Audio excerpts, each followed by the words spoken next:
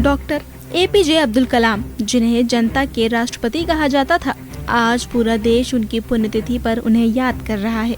उनकी जिंदगी से जुड़ी ऐसी कई कहानियां हैं जो हर किसी को आगे बढ़ने के लिए प्रेरित करती हैं। लेकिन क्या आप जानते हैं कि हार से सीख लेने की सलाह देने वाले डॉक्टर एपीजे अब्दुल कलाम का एक सपना था, वो सपना जो टूट गया, लेकिन उन्होंने अपनी जिंदगी को यहाँ से एक नया मोड़ दिया। वे देश के यशस्वी वैज्ञानिक बने, जिन्हें पूरी दुनिया मिसाइल मैन के तौर पर जानती है।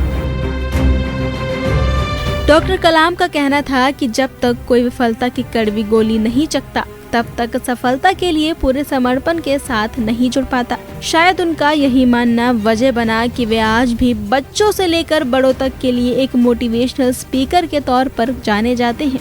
उनकी तमाम कई लाइनें सोशल मीडिया पर अक्सर वायरल होती रहती हैं। ये लाइन आपने भी सुनी होगी, सपने वे नहीं होते जो हम नींद में देखते हैं, बल्कि सपने वे होते हैं जो हमें सोने नहीं देते। यही सीख डॉक्टर कलाम ने सभी को दी।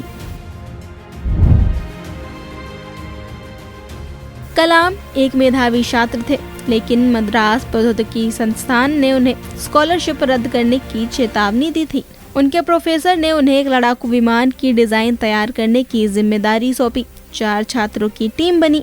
कलाम बने टीम के इंचार्ज। प्रोफेसर श्रीनिवासन के कहने के बाद कई दिनों की मेहनत करते हुए उन्होंने काफी सोच विचार के बाद एक डिजाइन तैयार किया। प्रोफेसर को डिजाइन पसंद नहीं आया। पहली बार कलाम को किसी ने फटकार लगाई थी और तो और प्रोफेसर ने उन्हें चेतावनी दी थी कि सोमवार को शाम तक पूरा नया डिजाइन देखूंगा, ऐसा नहीं कर सके तो तुम्हारी स्कॉलरशिप बंद कर दी जाएगी। प्रोफेसर की डांट कलाम को कचोट गई। स्कॉलरशिप बंद होने की चेतावनी उनके लिए काफी डराने वाली थी।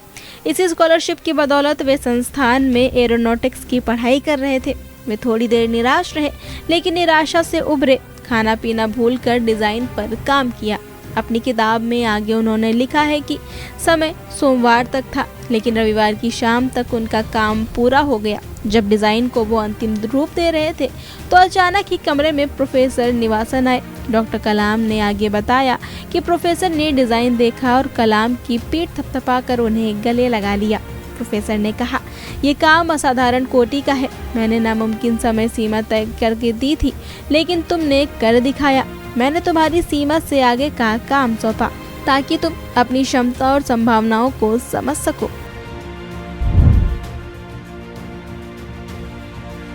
एरोनॉटिकल इंजीनियरिंग की पढ़ाई जब पूरी हुई तो कलाम HAL बेंगलुरु में काम करने लगे। उन्होंने लड़ाकू विमान उड़ाने का सपना देखा। उन्हें एक साथ नौकरी के 2 मौके भी मिले, पहला वायुसेना से और दूसरा रक्षा मंत्रालय के तकनीकी विकास एवं उत्पादन निदेशालय से। मेहनत के साथ किस्मत भी साथ दे रही थी। दोनों जगहों से इंटरव्यू की कॉल आई। उत्पादन निदेशालय का इंटरव्यू दिल्ली में हुआ। कलाम को ये इंटरव्यू काफी आसान लगा। कलाम को उम्मीद थी कि उनका चुना जाना तय है, लेकिन उनकी प्राथमिकता वायुसेना थी। कलाम कहते हैं कि उन्होंने एरोनॉटिकल इंजीनियरिंग को उड़ान भरने के सपने के लिए ही चुना था। वायुसेना पायलट का इंटरव्यू देहरादून में था। वे तमिलनाडु से देहरादून के लिए निकले। इस पोस्ट के लिए 8 पद खाली थे। 25 लोग इंटरव्यू देने पहुंचे। इंटरव्यू क्रैक करने वालों की लिस्ट आई तो कलाम 9वें स्थान पर थे।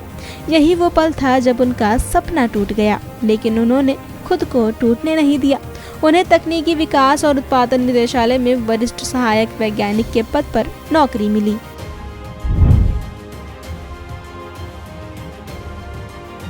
डॉक्टर कलाम ने अपनी हर असफलता को एक नसीहत के तौर पर माना, उस पर काम किया और उस मुकाम पर पहुंचे जहां इस दुनिया से जाने के बाद भी आज वे लोगों के जहन में हैं। उन्हें देश के राष्ट्रपति के अलावा एक यशस्वी वैज्ञानिक के तौर पर जाना जाता है। उन्हें मिसाइल मैन की उपाधि से नवाजा गया है।